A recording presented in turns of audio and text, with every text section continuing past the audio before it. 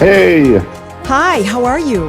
I'm doing really good. So good to hear your voice, Lisa. Well, it's good to hear your voice too. And my compadre, my co-host, is Holly. You've never met. Hi, Michael. Welcome aboard. Hi, Polly. So good to be here. Well, I'll tell you what, though, she has met Franny, the new wonder dog.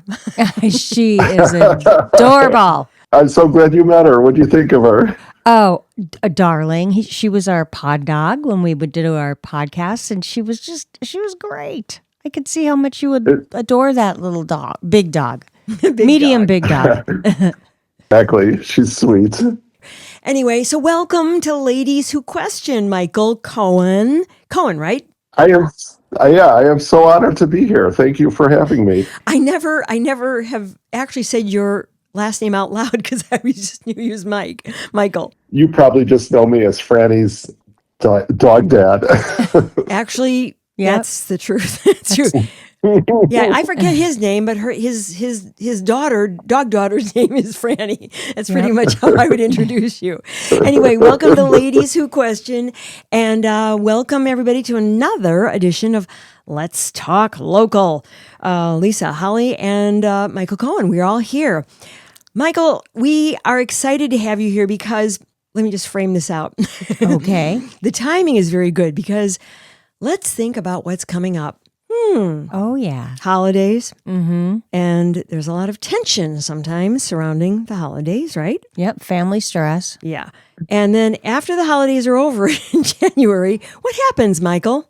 Well, it's one of the busier seasons for people filing divorce, unfortunately. So, and it's not because of the holidays. I think a lot of parents want to wait to get through the holidays so their kids have a good holiday, and then they're committed to just start the process after the holidays. Oh, wow. I hadn't Okay. even thought about it like that. They're waiting. They were already thinking about, we're going to do it. Okay. That makes sense. Well, you are a divorce mediator, and let's just lay the groundwork here.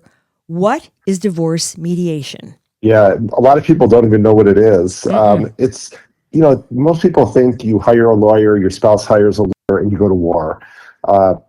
Divorce mediation is something where you work with one unbiased facilitator who helps you come up with your parenting plan, your financial divisions, and your financial plan. And then it gets reviewed by a lawyer, it gets approved by a judge, and it's done much less costly, much more amicably, with better outcomes. So that's what I do. I try to help couples who have to divorce at least do it in a healthier way for their family. Okay, so what are the key differences, though, between, like, let's say someone litigating it as you do, I'm litigating it as an attorney would, and a mediated divorce, which is what you would assist with, right? Right. So if you litigate it, like you hire a lawyer and then they'll file something in court and then your spouse will have to respond. And so they have to hire a lawyer. And then you go back and forth and you resolve differences generally with 3 lawyers in front of a judge. You don't have a big say in the matter and you're relying on other people to make those decisions for you. And it's very costly. But when you mediate, you actually all sit down together. The husband, the wife, the mediator meet together and we go through everything that you decide and we help them come up with their own decisions. It's a fraction of the cost, a fraction of the time. And if they have children, which to me is the big benefit of this, they are laying a foundation to work together and communicate together and build a parenting plan that's healthy for their kids. Yeah, that sounds reasonable, doesn't it? I have a Holly? question. Yeah. It sounds like the type of couples that you get would be more amicable divorces because they want to both see you. Is that the case? Because it sounds like it's more cut and dry, like versus them fighting back and forth and back and forth. You're exactly right. I mean, mediation, you can't require someone to go to mediation. Both spouses have to want to do it. Okay. And I'll tell you, like, not everybody can mediate. Like, you have to be able to talk to each other. You have to be able to listen to each other, actually, like, hear what you're saying. You have to both have a desire to compromise, and you have to be fair and transparent. So some couples just want to, eye for an eye type of thing, and those people would not be good candidates for mediation. But the way I say it is, when you got married, you picked your wedding date, you picked the venue, the invitation list, the seating, everything. When you get divorced, why should you hand all the decisions over to a judge? Why don't you sit down in a reasonable manner, all of your decisions yourself? In what instances would a couple maybe not want to have a mediated divorce? If they don't know about it, like right in TV, movies, everything you hear, you hire a lawyer and you file for divorce. So most people don't even know it exists, and it's mostly those couples that you've seen them. They can't stand each other. They are trying to hurt each other through the process. They don't think they could sit down and come up with decisions together. But the way I say it, if you've ever been in an argument with somebody and you're just going off at each other, and then somebody enters the room who's not related to either one of you, like the tone generally comes down and you both try to present your views more articulately because you're in front of a stranger, right? So when you have an unbiased person in the room, the temperature comes down, and a good mediator can help people make really good decisions. Yeah, that makes a lot of sense, because it would be, I think, embarrassing to be arguing the way that I know I've argued with my spouse in the past. I think it would be embarrassing to do that. I mean, and certainly not productive, God knows. How about, let's talk about the cost between litigated divorce versus mediation compared to litigation. Yeah, I mean, I'll use a real life example right now as an extreme case. I had a woman who came to me for a consult, and she wanted to mediate. And unfortunately, her husband was not willing to do so. So they ended up both hiring lawyers. They just got back to me, told me they spent $240,000 on legal fees. Now, that's an extreme case. In Illinois, the average cost of a litigated divorce is about $35,000 per couple. When you mediate, mediation could be done in like $4,000. Wow. And then you do have to hire a lawyer to get you in front of a judge for another couple thousand. So I generally say for $6,000 or $7,000 total, you could have your complete divorce completed in 3 or 4 months, as opposed to a $35,000 cost at a minimum, plus about 18 months of really stressful time in court and with your lawyers. That's a vast difference. Yeah. I'm surprised that this isn't out there more. It's almost like a form of therapy. And what did you have to study to learn to be a mediator? Glad you said it's kind of a form of therapy, because I think of myself as an armchair therapist and an armchair coach. But, I do like to help people communicate better and look at kind of the North Star that they're both marching towards. But as far as studying, I went to Northwestern. I got certified as a divorce mediator at Northwestern downtown. And I had a career where, I led different teams. I had, 38 years of experience leading people towards, common agreements, common goals. So that part of it was something that I've always enjoyed. And now I just really enjoy doing it with couples and really benefiting a family. So how do you train for that? Do you do reenactments where you're doing your training to become a mediator? Like when you're at Northwestern, let's role play? Yeah, I mean, everybody has a different style in how they get couples together. There are different styles of mediation for sure. But one of the most important things is understanding the law in Illinois. Now, granted, I'm not a lawyer, so I can't speak as a lawyer, but I understand what's required in a parenting plan. I understand the general mechanics of child support, alimony, division of assets, sharing of the kids' expenses. Those are all things that I understand the parameters in Illinois. And that was probably the most that I had to understand, because I knew how to get two people to sit down and kind of focus on the positives and just work together. I try to put the kids first, because when there's children involved, it's not their divorce, it's their parents' divorce. And, the goal is for the parents to understand that your house, your retirement account, that's not your most valuable asset. It's your kids. And how could we put together a parenting plan that allows you both to be involved and participating and respected and have good relationships with your kids? That's really where I like to come in. What do you gain besides lower expenses by using mediation and a lot of compressed time period so it doesn't get dragged out? When you both hire lawyers, if you're working with litigators, they negotiate from the extremes. So they pit you against each other with the most extreme negotiating positions so that each one of you is so upset with the other, with the lawyer, with the process, and it's a terrible fight. But when you're mediating, a mediator starts with, shared values, shared ideas, and then we work outward. So instead of starting from the extremes and kind of hating each other and working to the middle and just accepting what you can get, you actually talk about what do you both agree with, what works for your family, and it develops a healthier communication. So like you don't hate each other after the process. You respect each other. God, I wish my parents had used a mediator. I don't think it would have worked for them, though. I think there was. They wouldn't be good candidates. No, I don't think he'd be a good candidate. It's too much vitriol anyway. So tell me, how do you assure the couple that you are, whose divorce you're mediating, that they're both getting what is fair for each of them? How do they feel assured that, yeah, this is all right? Yeah, that's a great question, and probably one area that holds people back. So the reason that it's fair is 70% of the divorce is the parenting plan, and no judge, no lawyer wants anything to do with that. They want the parents to sit down with a mediator. They know their kids best, come up with a plan for the kids. So that's 70% of it. The rest of the 30% in Illinois, some lawyers who are listening might tell me I'm nuts, but the Illinois law is fairly straightforward. I mean, there's formulas, there's very straightforward divisions. Certainly, everybody's situation is different, and that's what we talk about in mediation. But most of the decisions they have to make on the financial side, I find couples come to close and easy decisions. Every once in a while, if there's disparate incomes and spousal support is a big issue, for example, there was one breadwinner and somebody else stayed home with the kids, and they had a long marriage. I mean, spousal support is very real. It's going to be a very big decision. So I'll tell them, hey, this is an issue that you might want to get some legal advice for before we discuss, so you know how to make a decision.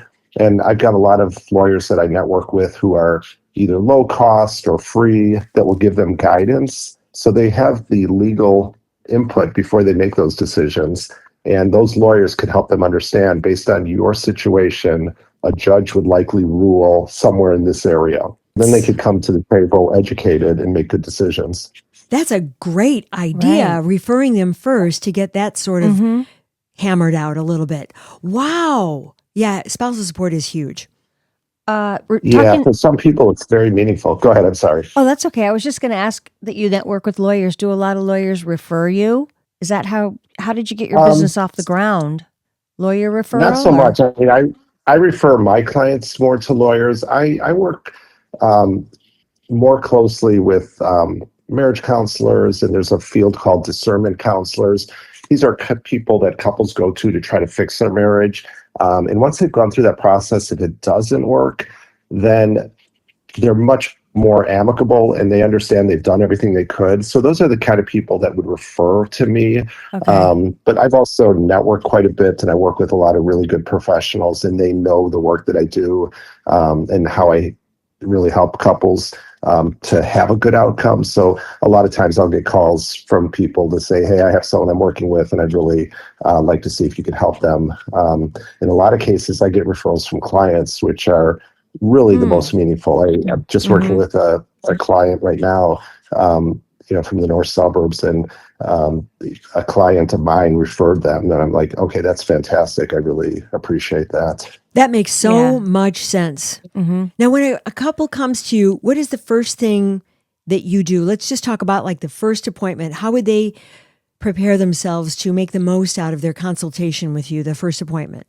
Yeah, I'm kind of unique because I'm a divorce mediator, and I say this all the time. I'm not a fan of divorce, and especially when there's kids. I will spend. First of all my consultations are free. I'll talk to the husband individually, then the wife, then I'll talk to them together. I don't care how long it takes. I'm doing this really to help people, but I'll talk to them as long as I can, and I'll spend 20 to 30 minutes with them about their relationship. And I'll pressure test. Are they really sure they want to do this? Have they done the work to know this is what they want to do? Because sometimes some people think divorce is the easy button, and it's not. And if there's a chance that they each have a foot in the door still, I'll make sure they think about marriage counseling or discernment counseling and really work to recommit themselves to their marriage. Because as you can imagine, once you start a divorce process, sometimes it's hard to back out of it. I mean, your emotions change, your mood changes, and you're just in that track, and it's hard to back out. So the first thing I do in a consultation is just make sure they both want to do it. And once they can tell me, hey, we've gone through the process, we've talked about it, we're here, this is what we want, then I'll explain the process, the focus on the children first. I'll explain, depending on how much they share with me, I'll share a lot of possible outcomes on the financial side so they understand the parameters of what we're going to be working on. And then, I give them an opportunity to ask any questions about the process because I want them to be comfortable as well. I think what you're saying then is that you referred to a discernment counselor, which I've never heard that term before until you just said it. But then you would say, are you sure? And then you would maybe refer them to them. And then if they ended up, well, we're sure, then they would come back to you. Right. Mm-hmm. I've had, not a lot, I've had a couple clients or consults where they said, hey, we're going to try discernment counseling. We're going to see if we could put our marriage back together and see if we could work on things. And I love it. Like, I hate to say this. I tell my clients all the time, they could fire me anytime because I'd rather them find a path back together. Like when there's children involved and if they're just not communicating well and they could find a path together, family is really important. So I kind of say that message. One client I was working with said, the wife called me and said, Michael, you're going to lose a client if you suggest we get back together. We're done. We're going to find another professional. And I'm like, I'm sorry, you guys are so friendly on the calls. I can't believe you're getting divorced. How many sessions does it take? Approximately. I'm sure it depends on the client. Yeah, I've had some as few as 4, but usually it's 6 to 8 sessions, and we generally meet for an hour once a week. I like them to take their time and be able to sleep on the decisions they've made and come back the next week and say, hey, can we tweak this? I didn't think of that. I want to add some language here. So I want them to make sure the agreement they come up with is something they're both very comfortable with. It sounds like you're so passionate and sincere about what you do, which is translating in this interview. Like you're not doing it for the money or anything like that, but you really care about families and people and the outcome. So when's your book coming out? Seriously, Michael, you should you really could. That would be, think about it. That's a good suggestion. Yeah, I contributed a chapter about co-parenting to a book, but I used to work corporate, right? I had a long career in corporate management, and this is really a passion of mine. And I've gotten to the point where if this were a business, I'd be expanding because I've got a lot of really good clients coming to me, but I really don't want to. I enjoy working one-on-one with people, and I don't want to write a book. I want to work with couples. So that's kind of. I was kind of teasing, but yeah, we were just trying to expand your pocketbook. Yeah, I was fascinated by all this information because I didn't know. If I hear of somebody getting divorced, I'm like, time out. You've got to go to a mediator. Yeah, and I've got one. Is there anything before we close, Michael, that you'd like to add that maybe I didn't touch on or that we didn't get to? Probably, maybe 2 things. We talked about bringing a lawyer in. At the end of mediation, a lawyer does review the agreement, so you do have that certainty, and a judge has to approve it. So even though it's done with a mediator in a room together, there is legal review and oversight to make sure that it's equitable. And the other thing I'd say is if you have children, mediation is the way to go because it like I said, it builds a foundation for communication. And I went through a divorce myself and I saw the impact of a litigated divorce on my kids. So I try to bring that out without smothering people, but just help them understand what their actions, their words, their inactions mean to their children. And my goal really is to make sure that the kids of the divorce are not negatively impacted, like those who go through a litigated divorce. So it's really valuable and worthwhile for kids. Well, thank you. Holly and I have learned a mountain of information. I hope anybody who is considering this or leaning that way, or if you hear this and it's after the first of the year and you're saying time to take that step, and you want to do it in a civilized way that's good for everybody. How do people get hold of you, Michael? Sure. They could look at my website, which is michaelsmediation.com. There's a lot of information about myself and also about divorce and the different aspects that people value understanding. Or they could call me directly. My number is 224-544-9990. And like I said, I'm happy to talk with anyone, help educate them, even if they're working with a different professional or going down a different path.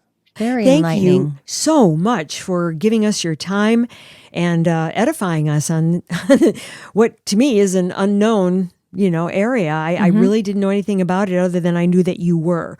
So, give Franny a big kiss on that beautiful snout of hers for me, okay? Well, she's laying right here, and I will do that right now. Okay. All right. Well, we look forward to seeing her, and maybe we'll have her as a pod dog in the future again someday.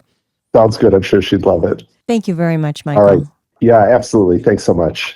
Well, that was an education, wasn't it? Yeah, it was great. Oh my gosh. A lot of info in a short amount of time, but how resourceful is this? Well, yeah, and you get out there a lot with different people, so, keep that I will. website handy and that phone number. to. I will too, but I think I've already recommended him to some people. I didn't know what it was about, but I thought, hey, I heard he manages people. I think you guys need some managing. So anyway, that's Let's Talk Local. Michael Cohen, divorce mediator, michaelsmediation.com. Thanks everybody for joining us. And remember, watch our Instagram. We've got some cool reels. Maybe we'll post one of Michael's, business cards or something. We'll figure something out. Give him a little shout out. Okay. How's that? That sounds great. Okay. Thanks so much for listening. So bye. Bye.